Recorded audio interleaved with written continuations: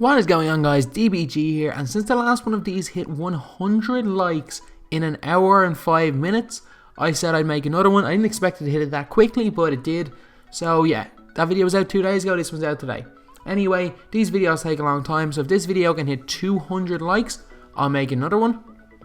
So, as you probably know if you've watched the other video, if not, it'll be in the description.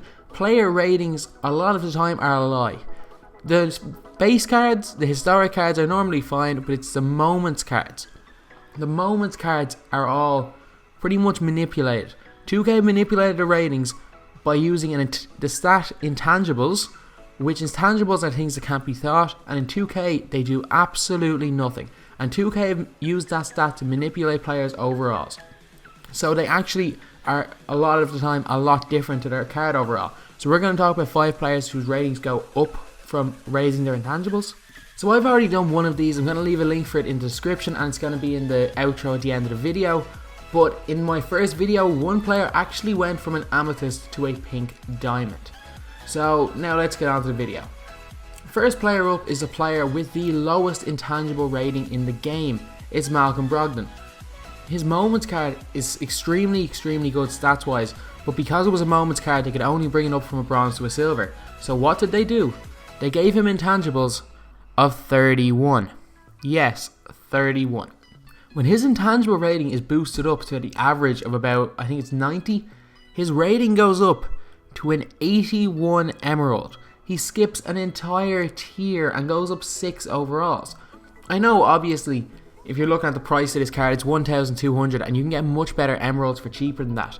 But it just shows, it sums up how much of a difference 2K can make using a useless stat like intangibles. Next up, we have got Sapphire Carmelo Anthony, whose stats are actually extremely good. He's got an intangible rating of 70, which brings him up to an 88 overall Ruby. And you're like, oh, it's only 2 ratings, doesn't really make much of a difference. But Ruby Carmelo Anthony is only 8,000 MT. And if you look at Rubies actually at that price, it's just Tayshaun Prince. And to get any other Ruby small forwards at a similar price, you have to go up to 20k. At the same time, he's better than Jamal Wilkes. He's probably better than that Dominique, and he's almost as good as that Rick Barry, especially if you don't play that Rick Barry with Curry. Next up, we've got a card that doesn't change that much. We have got Amethyst Isaiah Thomas. This card has an intangible rating of 79, which is one below pretty much the threshold of low intangibles. But at the same time, this card really is a diamond.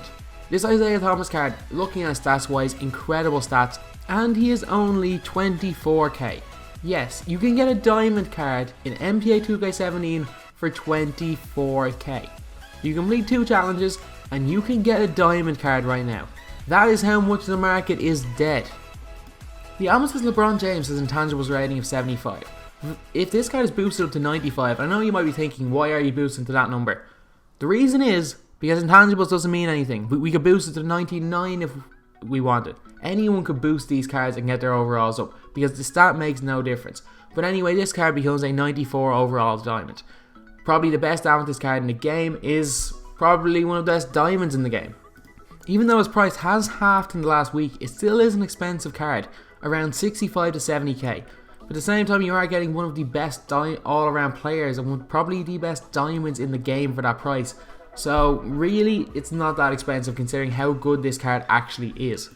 And last up is the guy you've all been waiting for, one of the most hyped players in the NBA right now, and a card that goes from a ruby to a diamond. It's the guy in the thumbnail. It is Giannis Antetokounmpo.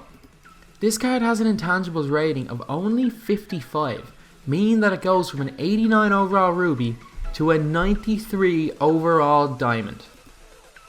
He is about 30k, which means he's not the cheapest diamond. Isaiah Thomas is the cheapest true diamond, but at the same time, Isaiah Thomas isn't 6'11", doesn't have 90 speed and is 6'11", and for some reason taller players run faster in 2K. I don't know why, but they do.